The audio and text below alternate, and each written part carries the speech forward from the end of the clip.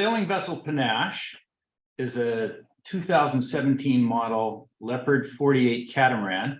She was built in South Africa by a company called Robertson and Kane.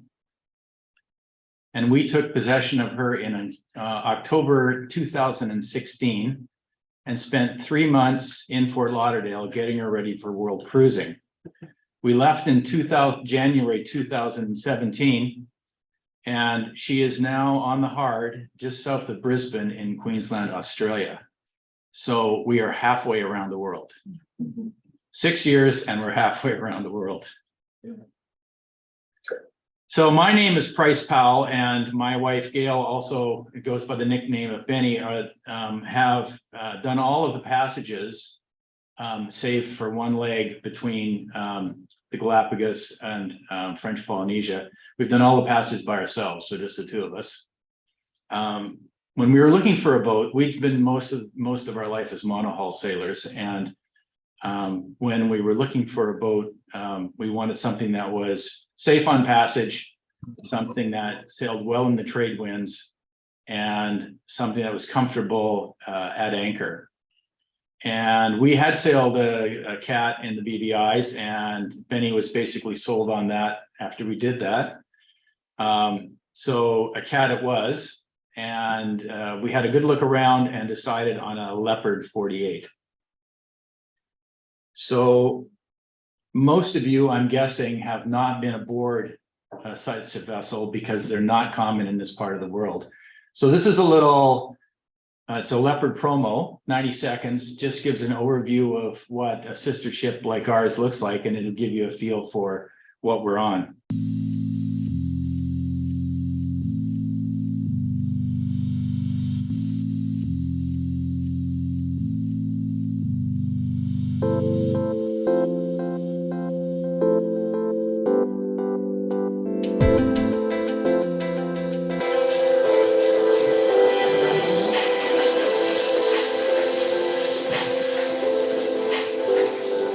So this is the interior salon area.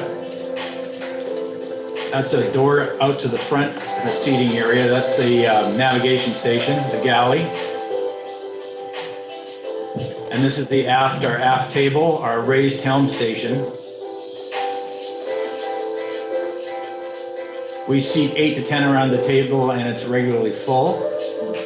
These are sliding doors that go from inside to, or from outside to inside. And being a catamaran, there's 2 hulls. We live in the, or we sleep in the owner's side here, which that's at the up front there, up forward. That's our head and shower and washer dryer. And this is our aft bunk. On the port side of the vessel is the guest area, and this is a matching aft cabin there, and they have their own stateroom with head and shower, and then there's a mirror version up forward. This is the forward seating area. It's a Leopard signature design feature, and we sit there at anchor in the tropics because you're always facing the wind. So that's just a little look at what it's like. We actually left on October 31st, 2016, and we flew to Florida, and we took this gear with us on the plane. And we had 4 duffel bags, and we had 8 large Home Depot boxes bound up in duct tape. And they were full of things like VHF radios and sextants and various bits and bobs that we had that we wanted to take with us. Everything else we bought in Florida or somewhere along the way.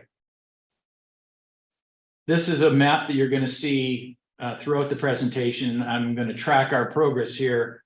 And this is where we went during the first year, which is in the Caribbean. So we started in Fort Lauderdale, down through the leeward Windward Islands and across to Panama. So this is a more detailed map of that area because there's a lot of islands in the Caribbean. And we started with the Bahamas and down to the Turks and Caicos. Bahamas are about 1,000 kilometers long, the chain of islands. So that's just about 600 nautical miles. There's 700 islands, of which 30 are inhabited. There are 400,000 inhabitants in the Bahamas, and 80% of them, 85% live in 2 places, in Nassau, which I'm sure you heard of, and the other is Grand Bahama, Freeport. So it's a lot of islands, mostly uninhabited, all very low profile, no mountains, and shoal draft water. It's absolutely pristine. It's really fantastic. And like the trip from Florida to the Bahamas is one day. Like you leave before dark and you arrive just before dark. It's you go across the Gulf Stream, so it is a big deal, but it's a heck of a way to start your first day of your trip. But it's really lovely when you get there. We then went down through the Dominican Republic, Puerto Rico, up to the Spanish Virgins and the British Virgin Islands. And then from there on to Anguilla, St. Martin, St. Barts, St. Kitts, Nevis, down to Antigua, Guadeloupe, Dominica, and on to Martinique. And then St. Lucia, St. Vincent, the Grenadines, and finally Grenada. So we took 6 months doing this first part of the trip. And then in Grenada, we stopped for 6 weeks to do warranty work. And after that, we're now talking about June, July-ish of 2017. We turned west to get away from hurricane season. And so we went over to the Dutch West Indies, so Aruba, Bonaire, and Curacao, the ABC Islands. And we stopped in Bonaire for a month. And then on to Cartagena in Colombia, and over to the San Blas Islands in Panama, and finally finishing up at Shelter Bay Marina, the famous Shelter Bay Marina, on the Caribbean side of Panama. So that was our first year. The first order of business when you get to a new country is to get a new SIM card so you can get data. And we got 23 SIM cards that year with 23 different phone numbers. Okay, so it's priority number one. Sometimes it's hard to do if it's a country where you don't speak their language, but we managed to get it all sorted out. So this is what the Bahamas look like. This is a kind of an iconic view. It's pristine. The water's clear blue. It's shoal draft. The whole area is really quite shallow. There are monos and cats. It's a perfect area for catamarans. We absolutely love it. The fishing's great. We caught our first mahi there, and our fishing skills have been improving as we've been going along, talking to commercial fishermen along the way. We've been very successful fishing. So drug smuggling was a big deal, and maybe still is, I don't know, but they would fly in small planes up from South America and land in the Bahamas and then distribute the drugs over into North America. So this guy either landed short or landed long, but he ended up in the drink, and we were diving on this sunken plane. These are the famous Staniel Key swimming pigs. They're feral pigs, and they come out to your boat when you arrive, and they're looking for food. And if you go ashore and you're in an inflatable dinghy, if part of your rear end is kind of over the edge of the dinghy, the pigs will come and take a chomp at it. And yeah, so our daughter found this out the hard way. She was fine, but it was a bit of a scare. So this is the Dominican Republic. Here we went zip lining in the jungle. That's absolutely extraordinary. All kinds of, so you're zooming through the canopy of these incredible trees. And here's a couple of parrots that came along, wanted to get their photograph taken with us. Right. So many islands in the Caribbean. I'm just going to highlight a couple. St. Bart's is probably the most chic of the islands in the Caribbean. It's French. It has a lot of super yachts come here, but it's free to anchor there. Provisioning is pretty much like anywhere else. The cafes are wonderful. And we toured the island. We had guests here, and we toured the island by ATV. So we had a wonderful time in St. Bart's. And then Guadeloupe, another French island. This is Ile des Cents, a little island group below Guadeloupe, and absolutely picturesque. And there are essentially 4, 5 kinds of islands in the Caribbean. There's ones that are associated with Spain. There's ones associated with the English, with the French, or with the Dutch. And some of the islands are still actually provinces of the mother country. So Guadeloupe, for example, is an actual province, just like Bordeaux, for example. And then some are associated with the mother company, so they would be in a special status, not a full province, but associated with it. And then others are independent. And when you check in at a British island, you have to go to 4 places. They have 4 bureaucracies. You have to fill in the same paperwork, almost the same paperwork at each island. It's all done longhand, and they ask the same questions. And then you have to pay a fee at each of the ones you go to. So it's a port captain, immigration, customs, and one other one. So very kind of arduous and annoying and time consuming. You go to a French island, you go to a cafe, you sit down, you log on, you have a beer and a croissant, and you're done in 15 minutes. It's like super efficient. This is Marigot Bay in St. Lucia. We were, you can see us in the foreground there, or in the background. We were anchored there. We were anchored on a mooring maybe, because it's quite tight in there. And there's this photograph is taken from a hotel where you can buy a day pass to sit in the pool and drink those little umbrella drinks. We had guests with us here as well. It was just a nice break. And these are the boat boys of the Caribbean. They're ubiquitous, they're everywhere, and they provide services. And so when you get somewhere, they come out and they meet you. And they try to link up with you as you're coming in, so they kind of cut you out of the herd, if you will. And they will help with a mooring line if you need it. We never really needed that, but they also have things to sell. And those would be vegetables, or you can see the guy in the red boat there selling baguettes and croissants. They come around a couple of times a day. Some people find them annoying. We found them delightful. We like to contribute to the local economy. What goes around comes around. It was really found these guys interesting. To the Tobago Keys are at the bottom of the Grenadines. So we're now getting fairly south in the Windward Islands. And most of the islands do not have a fringing reef. These ones do. So most of the islands have most of the harbors on the west coast, because the winds are coming, the trades are coming from the east. So the east side, very windy, west side, very protected. These guys would be unprotected except for this fringing reef. So you get all of the wind, none of the waves, which means it's perfect for kite surfing. And we had several days here treated to absolutely world-class kite surfers who were like, they would kite surf and jump right over the boat.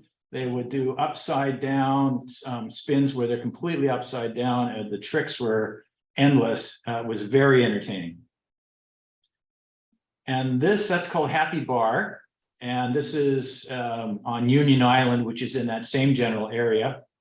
So 20 to 25 knot winds all the time. And this guy, we saw this guy doing this. Here he's doing it. He's got a selfie of himself. This guy's 50 feet in the air. All right, so he's 15 meters or 16 meters in the air. And I don't know how he does it, but it was spectacular to see this guy soaring through the air as we're sitting there having a cocktail at happy hour. Carnival. So throughout the Caribbean, each of the islands, or many of the islands, have an annual carnival, and they stagger the carnivals so that tourists can go from one carnival to the next. And in Grenada, which is where we were at carnival time there, they have a lot of people dress up and in costume, like it seems like half the island.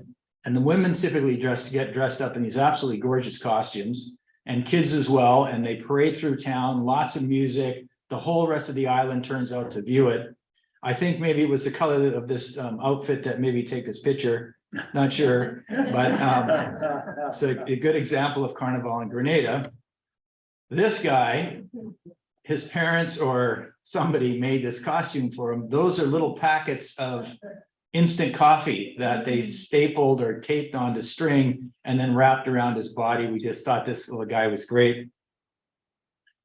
And then these are the men, and these are the jab partiers, and they cover themselves in used motor oil. And if you get anywhere near them, you're going to get covered in used motor oil as well. So definitely best viewed from afar. So it's kind of cool, but you just don't want to get close. So still on Grenada. Grenada is the spice island. It has a myriad of spices and lots of spice plantations and lots of interesting animals. This is a Mona monkey, which came across, this breed came across, species came across from North Africa, from Ghana during the slave trade in the 1700s. And we hooked up with some national park people there who took us out at 2 a.m. to watch the leatherback turtles work their way up the beach, dig a hole and lay their eggs. Their eggs are about the size of grapefruits, and they are 2 meters long, maybe 2.5 meters long, and up to 500 kilos. They're the biggest turtles in the world. It was incredible. And watching that sight, we had on headlamps with a little red light, so it didn't didn't ruin their vision. Hurricane season, everybody is going to be well aware of this, but it's amazing how much damage gets done and how often people are ill prepared. So it runs from about June to November, and this is frequency of hurricanes. September being the absolute peak of the season. And you do not want to be anywhere near a hurricane when it's coming through. And you might get lucky and you might put your boat on the hard, have it all strapped down, and it might make it, or it might not. And when Hurricane Irma went through, thousands and thousands of boats were totally destroyed all up and down the Caribbean. This is hurricane information from NOAA. It's readily available. And this example is a tropical storm force wind speed probability chart. And essentially it's saying that over the next 5 days, the people in the purple area can expect storm force winds with a 90% probability. So in the middle of that little purple area there is Guadeloupe. So if you're in Guadeloupe, watch out. And that would be Hurricane Alley, which is essentially right up the whole chain of islands. And so we moved to Bonaire. So over in the Dutch West Indies where that red circle is. So we were out of the hurricane belt when out of Hurricane Alley when the hurricanes came through.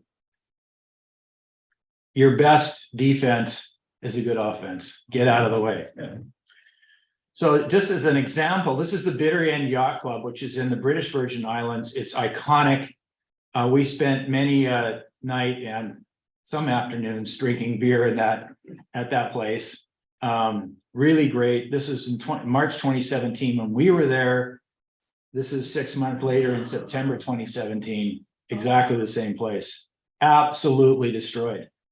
All the cool places we saw all the way down, they look like this afterwards. They've been rebuilding, but the devastation is unbelievable.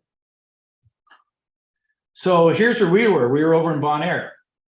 And Bonaire, part of the Dutch West Indies, it's about, so they're semi-independent from the Netherlands. They're about 20% of the population here is Dutch, which means everything's really well run. Yeah, and it's clean, really nice place. It's deserty and kind of scrub flora and fauna. We're all on moorings here. You can't anchor in Bonaire. You can only go on a mooring. And we're in 10 meters of water, sandy bottom, and just behind the boats, it goes dark blue. And that is 1,000-foot drop off. And the diving there is killer. And you just go right off your boat and you're right in this was the best diving we found in the Caribbean. There are other good spots, but they're in the sort of the Ruatan and the northwest part of the Caribbean where we were not going. So really, this is really a cool spot. It's also known for great windsurfing, kite surfing. And so our son came down to visit us here, but that happened to be when one of the hurricanes, there were several that year, when one of the hurricanes was going through up Hurricane Alley, and it sucked all of the wind out of Bonaire. There was no wind. It was dead calm for the whole month he was there to kite surf. So we were diving the whole time instead. This is down in the San Blas Islands, which are off the Caribbean coast of Panama, and they're inhabited by indigenous people called Kuna. And the Kuna people are short of stature, and it's relatively primitive. The Kuna diaspora is about 300,000 people, so there's a lot that aren't living right in Cunayala, which is the area they inhabit. There's about 50,000 to 75,000 in that area. It's very primitive. This is a typical dwelling, which is palm fronds, a bit of corrugated tin, and you can imagine what global warming is going to do here, right? But just spectacularly beautiful. And a really interesting facet of this whole thing is that there's a lot of gender fluidity going on in here, and a lot of people who were assigned male at birth actually present as women. And so this person is dressed as was male at birth, wears women's clothing, necklace, headdress, the tattoo on his nose, her nose, their nose, I think is the correct way to say it. The tattoo on their nose is typically what a woman would wear, and the same with the ring. Now, an interesting aspect is that these guys who present as women often take on, and usually take on, traditional women's work, which is better paid than men's work. So they do embroidery and lots of lovely artwork, and they earn more money than the guys who are working construction or doing those other kinds of things. We went into a similar experience in the Marquesas in the French Polynesia.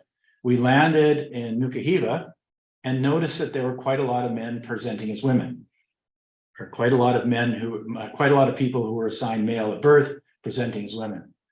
Got to get this right. And the completely different reason there, and that's because the tribes back in the day were very warlike, and they would fight among each other. And the conquering tribe from the neighboring island would kill all the males from the tribe that was conquered. And so in order to try and preserve male genetic material, they would typically, each family would raise one of their sons as a female. And with the hope that if they were ever conquered, that person wouldn't be killed along with the males. So a self-preservation thing, if you will, but very interesting, and the tradition carries on to this day. So after we went through the Panama Canal, we went out to the Galapagos, and then over to French Polynesia. And before we went through, I contacted half a dozen friends who had already crossed the Pacific. And I said, if you were doing this again, is there anything you'd do differently? And everyone said, get a long stay visa for French Polynesia and stay at least a year. Because when you go to French Polynesia, you'll get a 3-month visa, like without any problem, but you can't extend it at all. So to get the long stay visa, you've got to apply before you get there. It's a lot of rigmarole, but man, is it worth it. French Polynesia is a gem. So here we are going through the canal. Now this is CCTV from the Panama Canal Authority, so it's very grainy. Here we are, there's Panache, and this is a typical lock that we've just risen up in the lock. We're moving forward into the next lock, and there's a freighter that'll start moving in behind us once we're secured. But when we were going into the last lock, heading into the Pacific, the freighter left at the same time we did. And that created a giant bow wave. And we were surfing down the bow wave into the lock, the gates at the lock at the end, the Pacific Ocean beyond. And so the boat's attitude was up on an angle like this. I had both engines in reverse, full on reverse, barely got the boat stabilized, got over to the side of the canal and got tied up. We're not the first person who've had that. There's a miscommunication between the lock people and the freighter, and yeah, nearly a big problem, nearly a pile up into the gates at the end of the lock. So if you're doing that, keep that in mind. So this is kind of an interesting slide. It's a busy slide. I apologize for that, but I'm trying to demonstrate a point. all the little colorful dots are islands, and they're the islands of French Polynesia. And it's superimposed on a map of Europe to give you an idea of scale. So the most northerly islands, the Marquesas, they're up superimposed above the top of Finland. And then you can see that the islands spread down all the way over to Ireland on the far left of the screen, down to Spain, and all the way over to the eastern part of Turkey or Azerbaijan. So the islands cover an area the entire size of Europe. It's huge geographically. So there's 5 archipelagos. The first archipelago you get to is the Marquesas, which that's where we landed. It's about 10 degrees south of the equator. And the topography here is like Hawaii. There are mountains that rise out of the sea. They're covered in vegetation, very rocky, very interesting. And then the next one are the Tuamotus, entirely different. These are atolls. So they're barely 10 meters above the water at the highest point, and they have a lagoon in the middle. So they have a fringing reef right around like a ring with a pass usually through it. And then you have this incredibly protected lagoon inside. So we'll see that. It's like when you sort of think about the South Pacific and you might be dreaming, this is the kind of place that we're talking about. Then the Society Islands, the most well-known, and that includes Tahiti and Moorea, which you've probably heard of them. And then they have the highest name recognition, and then Bora Bora and its surrounding islands there. So this archipelago is a hybrid of the first two. So there's mountains in the middle with a fringing reef around it. So it's really the ideal setup. So you've got this really cool jungly land, and yet you have this really protected, at least from the waves, area around the outside of the islands. 2 more archipelagos. This is the Gambiers. It's just west of Easter Island. And if we'd taken the southern route, we would have gone there. We chose the northern route, so we didn't end up in the Gambiers nor the Windy Australs. But those are the 5 archipelagos. There are 300,000 people in French Polynesia. 70% of them are in Tahiti. So sparse population almost everywhere else. There are 125 islands and 75 are inhabited. So this is us at Nukuhiva, our landfall after 21 days from the Galapagos. Benny and I are in the middle. I'm sitting down. The two other guys are on my left. So on my left. So on the right-hand side of the screen is my brother-in-law, and then the other fellow is another friend of ours. They flew into the Galapagos, went diving there with us, and then exploring around the Galapagos, and then we sailed across 3 weeks, starting on April 1st, 2018. It was 20 knots on the beam, on the quarter, I should say, on the aft quarter, 3 to 4 meter seas, perfect conditions for the entire trip. It's called the Coconut Milk Run for a good reason. It was absolutely delightful. We'd sit up in the forward part of the forward seating area every night with the little electric candles, having dinner, the 4 of us, and sailing into a setting sun. We were literally going dead west and the sun was just setting right there. Killer cool. This is 1982. My father bought a boat in Taiwan and we sailed it back to Victoria via Taiwan, the Okinawa, and then Japan to Victoria was 40 days. And it was in the North Pacific. And you can see I'm in an Indian sweater and it's August. Okay. So we decided we'd go in the South Pacific for our trip.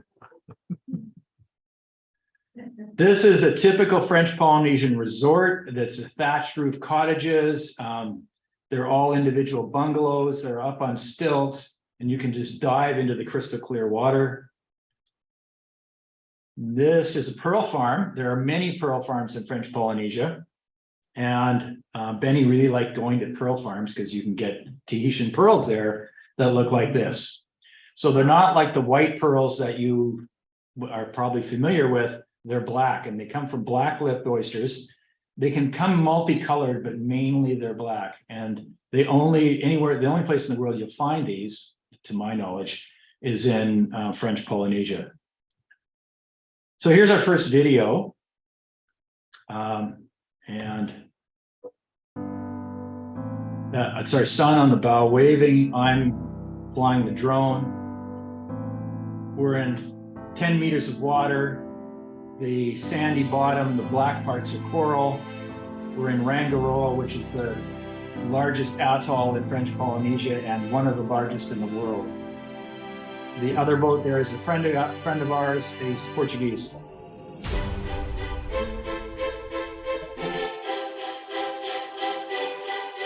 That's the only very small resort on that island.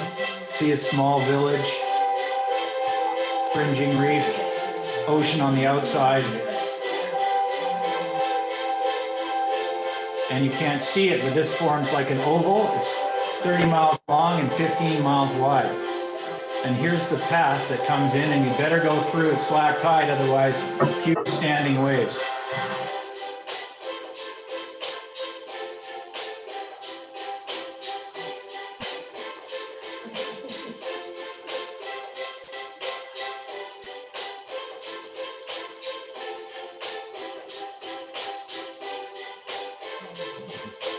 That's Benny and our daughter Lindsay waving. They're sitting on pool noodles, which are the flotation device of choice. That's me diving with dolphins there. It's our son Sean kite surfing. Here we are diving in the passes, teeming with fish. And at the beginning of July every year, 100,000 of these guys show up to breed. And they have people waiting for them, not people, friends. Well, not really friends either. They have sharks waiting for them, and it's a food fest. We dove with all those sharks. This is a rare windless day, so there's no ripple on the water. And we thought we'd get some dolphin shots.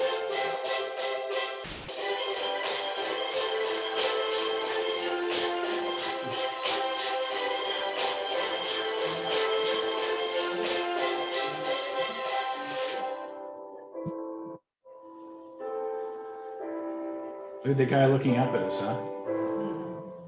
It's fantastic.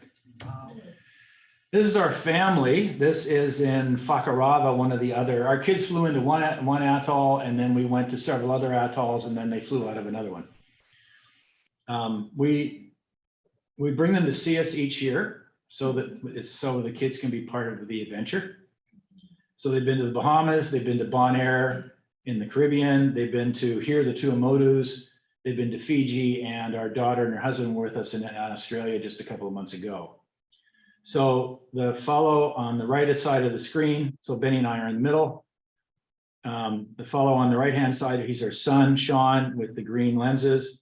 And then our daughter, Lindsay, with her husband, Mike, on the other side. We've just had a blast with these guys, done all kinds of cool stuff. We try to come home once a year and bring them once a year. This is me after cleaning the bottom. I hate cleaning the bottom. Takes me 5 hours, multiple tanks. It's exhausting. And so, but it needs to be done. And so when we were in Fiji, I said, you know what, let's hire some guys. We hired 5 young guys. They came out, they all had tanks, and it took them 1 hour. So 5 man hours it takes me. I thought I was just an old guy and was slow, but it takes me 5 hours too. Yeah. So I basically decided, you know what, we're going to hire guys out from here on in. I don't need to do this. It's not part of my fun on the trip. So in Moorea, I organized an open boat with like an awning on it so you didn't get sunburned, a skipper and a guide, and we went looking for humpback whales. And we were successful. You'll see humpbacks coming up in a bit. We were successful. It was just spectacular. At the end, he says, you guys want to see some stingrays? And so we said, okay. And here we are.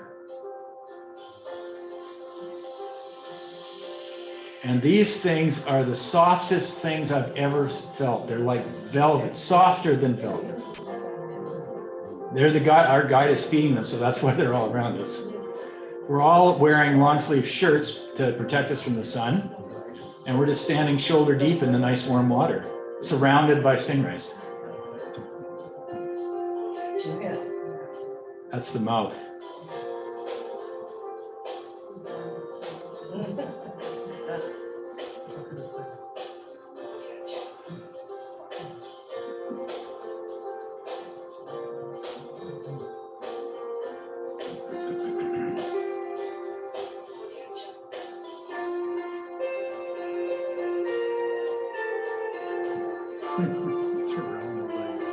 So the water's a little murky from all of the wings flapping around and stirring it up. They're about this wide.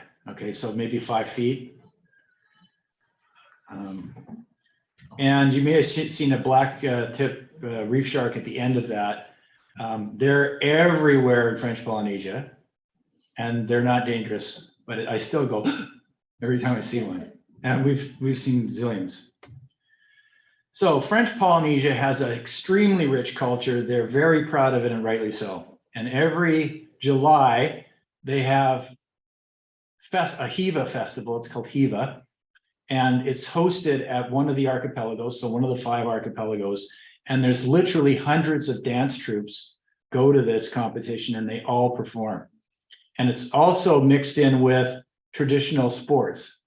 So like spear throwing and various different kinds of things. The French Polynesian people are lovely. Well, they're lovely to look at, and they're even lovelier inside. They're so welcoming, so friendly. It was just like restores your faith in humanity. Really cool. This is Moorea, and I was telling you it's different topographically from the other archipelagos. Moorea is 1 hour's ferry ride from Tahiti, but it's way less populated. This is called Opanohu Bay. Again, we're in 10 meters. You can see the reflection of the shadow of the boat on the bottom.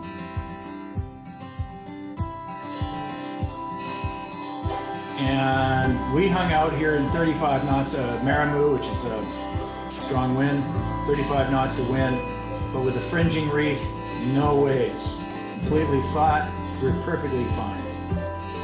That's a bigger resort there, and then now you're gonna see the mountains behind. Moorea is stunning. We could live there, honestly.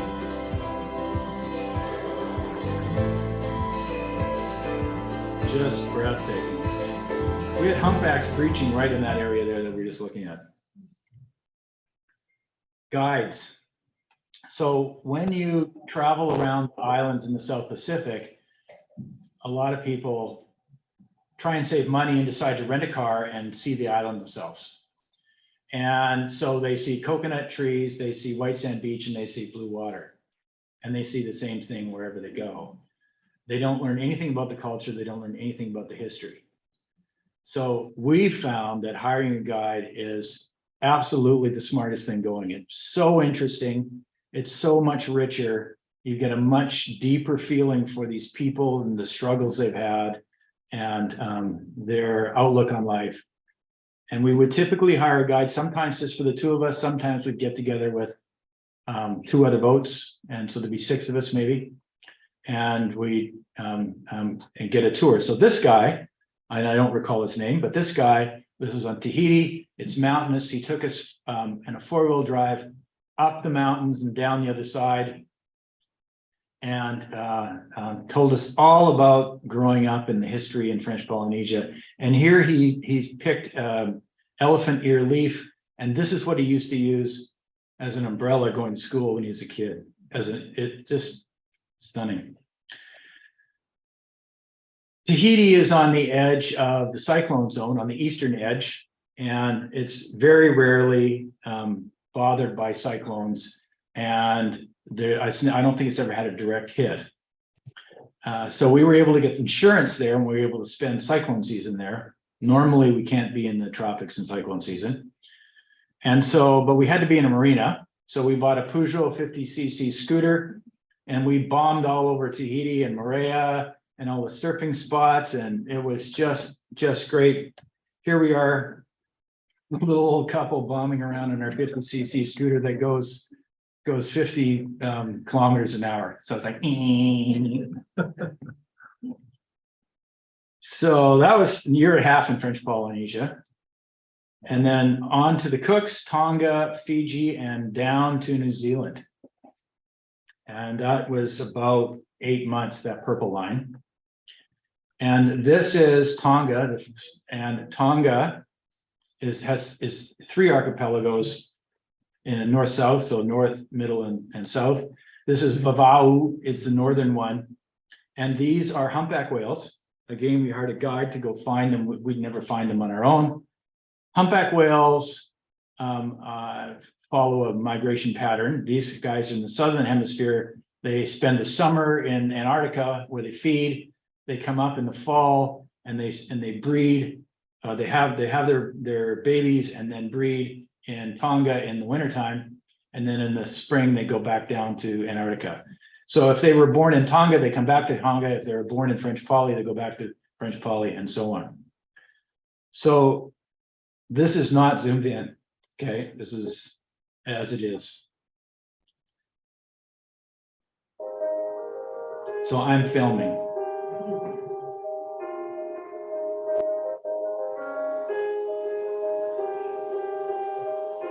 So this is a cow and calf. I don't know how old the calf is, but less than 2 months.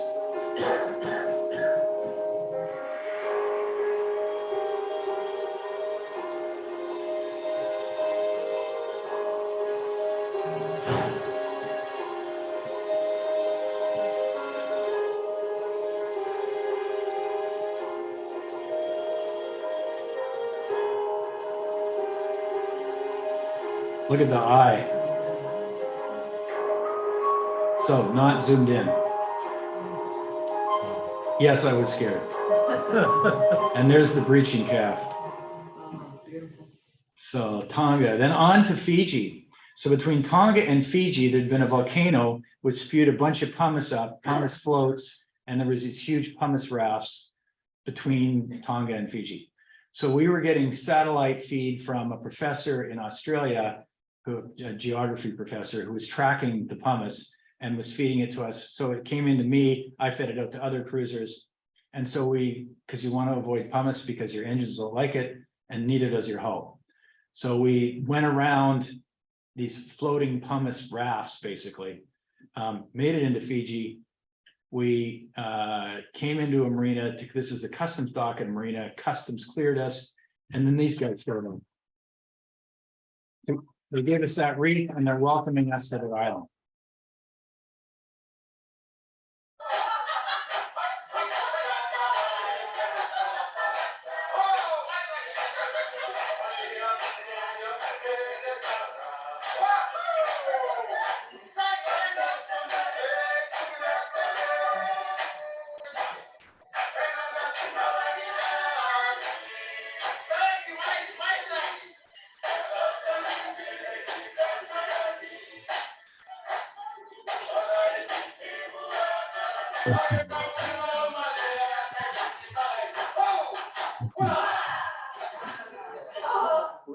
Bula means welcome or hello.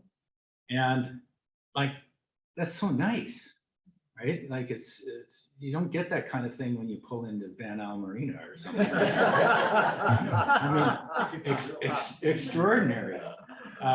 Fiji is about 1 million people, so it's a large population for the South Pacific. 2/3 are Fijian, 1/3 are East Indian. The East Indians run most of the economy there. To put it in perspective, Tonga has 100,000 people. So that is like the same as North and West Vancouver put together for population. And that they run a whole country with that. So I don't know how they do that in Tonga. But Fiji is much bigger. Fiji is, there's 2 main islands. And the capital, Suva, is on the island of Viti Levu. And here we are at Musket Cove. It's a resort on the west side of Viti Levu. So it's at the east side where the trade winds are coming is wet. The west side is dry. And normally this bay is all full of cruisers from all over the world. And but this resort, they call it the Musket Cove. Musket Cove. It's Musket Cove Yacht Club. And for $10 US, you can become a lifetime member. And that gets you access to the facilities.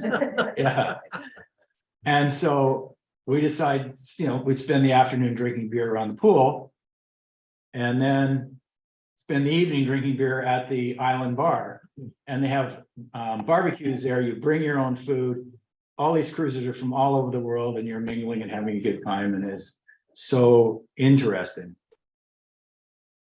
So this is anchored in Musket Cove. Panache has underwater lights and they can be blue or white. These are set on blue. And this is a manta ray.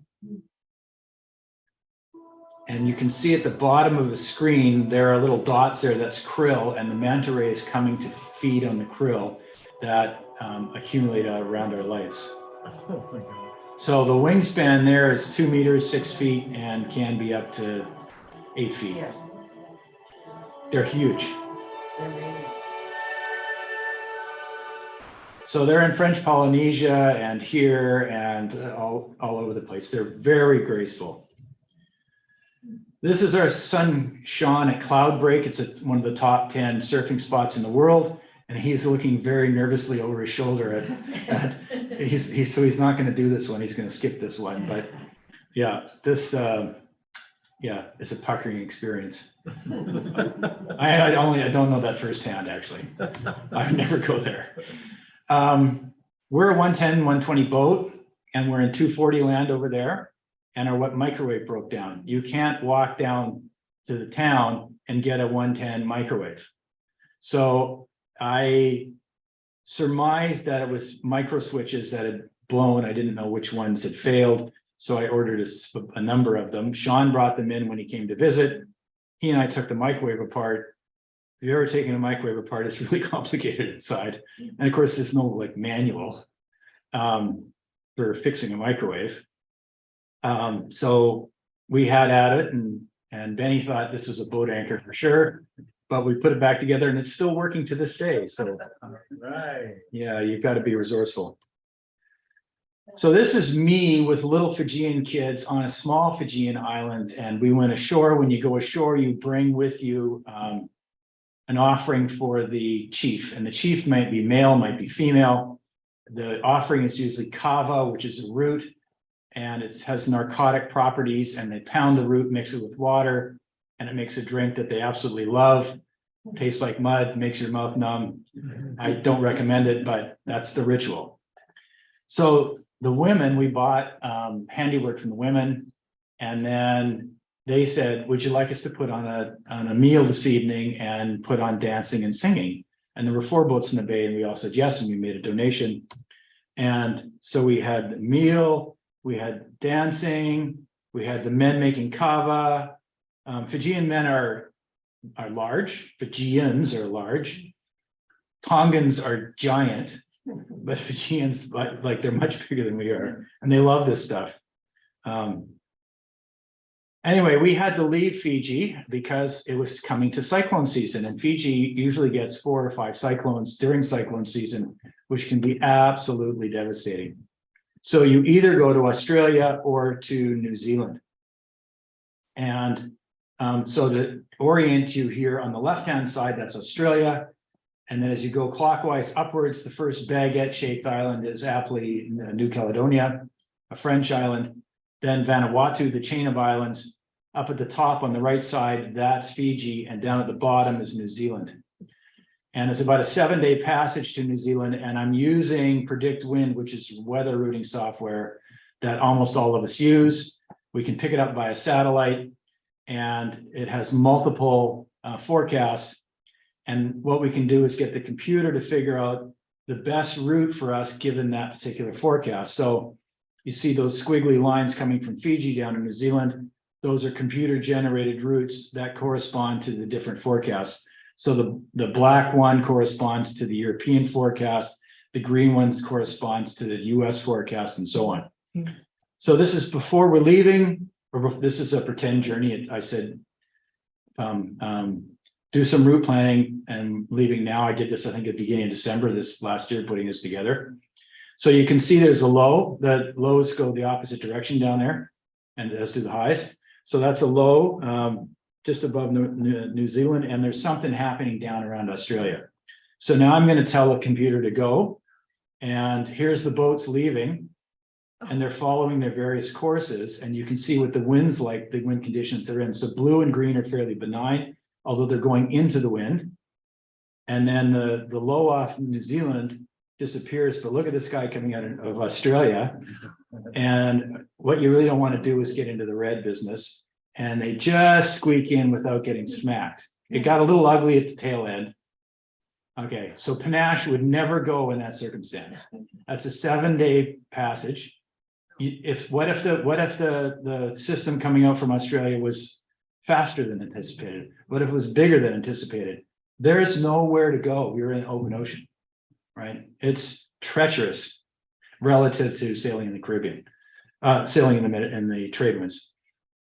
So we're very cautious about weather. We almost never sail on passage with anybody because we don't want to have to agree on the weather with our friends. So we'll see you there. Lots of times we do leave at the same time because we both think it's a good weather window, but we don't want to be, we don't want to have to agree with someone's interpretation. We're cautious that we waited 6 weeks to get a good weather to go down. We had perfect weather. We waited 6 weeks for good weather to go back up to New Caledonia. Perfect weather. Okay, so you can get it, but you need to be patient. So Bay of Islands, New Zealand is where we arrived. We arrived on our anniversary, November the 20th, 2019. And it's kind of like the Gulf Islands, only the beaches are white sand instead of pebbly. Lots of little places to anchor. It's a lovely area. And we were in the Bay of Islands Marina. We were right where that red circle is. And we were stuck here for 2.5 years because 3 months after we got here, they closed the border. In fact, we were visiting in Canada. Benny said to me at the time, she said, you know, this COVID thing, she said, do you think New Zealand's going to close its border? And I said, well, like, who ever heard of closing your border? I mean, that's crazy. But I said, if you're right, and they do, we'll be stuck in Canada and the boat will be stuck in New Zealand.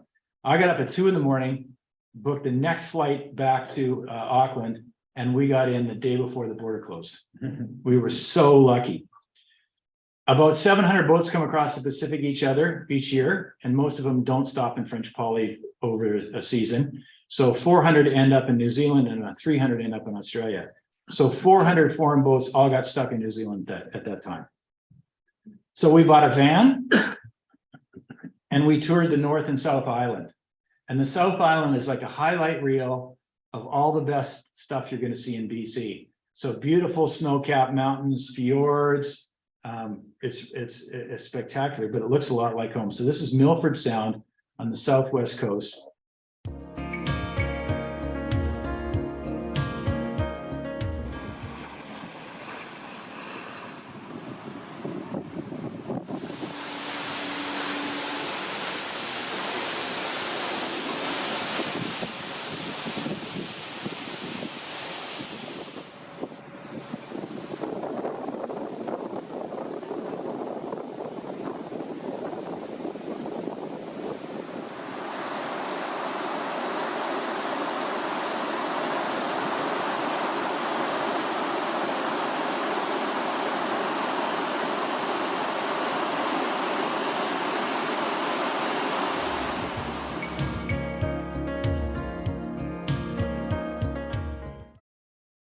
That's Mount Cook, kind of like Mount Baker with a giant lake in front of it. That's the highest mountain on the South Island. So this is the middle of summer. And then this is Lake Tekapo at Wanaka. Look at the colored purple flowers and lovely, lovely scenery. And there's still a lot of sheep in New Zealand. There used to be like, I don't know, 10 times, 100 times the population worth of sheep, but it's still big business there. So from New Zealand, after 2.5 years, we went to New Caledonia for 6 weeks, dodging all the way up, and then over to New Caledonia, over to Australia, halfway up the coast to the Whitsundays. And this is what it looks like there. It's an iconic cruising ground in Australia. It's mostly national park, lots of islands, lots of anchorages. So you're able to get protection from various different wind directions. There's government maintained moorings, and you can anchor. And this is Whitehaven Beach, which is white silica sand. It's like walking on powder. It's crazy soft.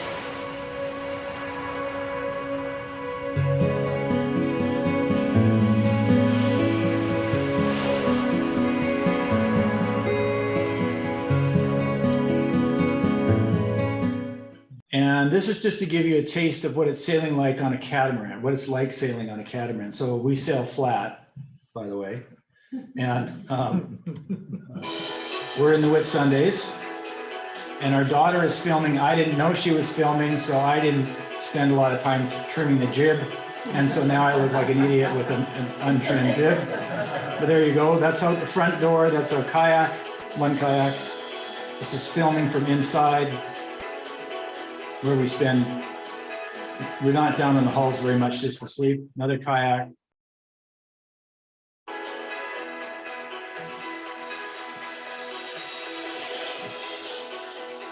And that's our dinghy on davits. That's the low position for when we're cruising around. It goes up high when we're crossing. And here we're having sundowners and hors d'oeuvres on the foredeck as the sun sets in Australia. I'm almost finished here. So here, this is what we're doing this coming up year. We're going to Indonesia.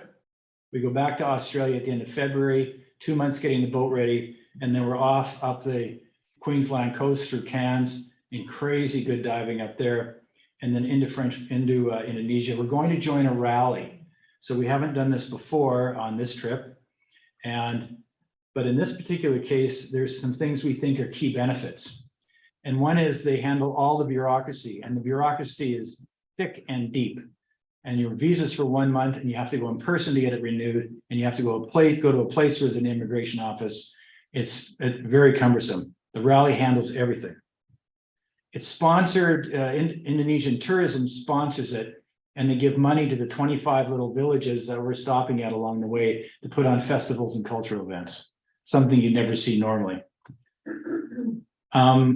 It's really hard to get stuff in Indonesia if you need something, and so you have the support of the organizers who are local. It's the sort of the top guys are New Zealanders, but the people on the ground are locals. And they can help you deal with those kinds of issues. And also you've got the other participants in the rally who, like you, carry stores, know how to fix things. So there's lots of support. And then finally, just some safety in numbers. We're in some pretty remote areas. It's pretty safe in Indonesia, really, but that's our friends who have done this, have circumnavigated, and who went on this rally in Indonesia said it was the favorite part of the whole circumnavigation. Right, so it's culturally extremely rich. So we're going to end up at the bottom of Thailand this time next year. We'll come home for a visit, may do another presentation, may not get invited back, but and we're going to spend a year there, and we're going to travel inland to Laos, Cambodia, Vietnam, Thailand, and Malaysia.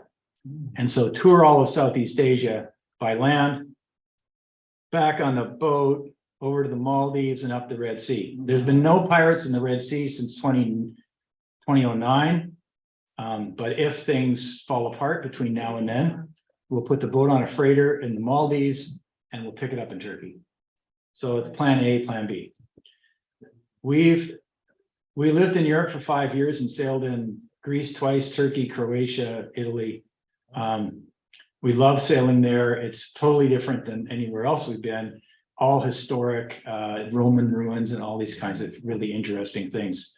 So we'll be there at least a year, maybe 2. And then the last leg will be out down to the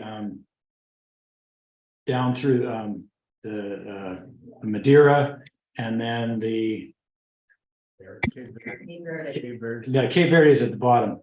Yeah, Canaries, and then Cape Verde at the bottom, and then we go across. It's a couple of week crossing, and then we'll go back up, retracing our steps up the islands back to Fort Lauderdale and sell the boat there. That's the plan. We may end sooner and stop, and we may get tired of doing this. Honestly, I can't believe we will. It's so incredible. We have more friends now than we've ever had cumulatively in our life. We have such a community, and we're all supporting each other. It's really it's amazing lifestyle. So that's it for us. I think this is in French poly. Benny's got that little flower thing going on in her ear. We're on Facebook and Instagram, so we do social media. So you can find us under SV Panache if you search either of those two. We have like 600 posts on each of them. So amazing. Like, I don't know why people follow 2 old people going around the world, but like lots of people do, it's amazing. So I think we're going to break now for beverage. So those of you who are asleep can wake up, get a beverage, and then we'll come back and reconvene for questions.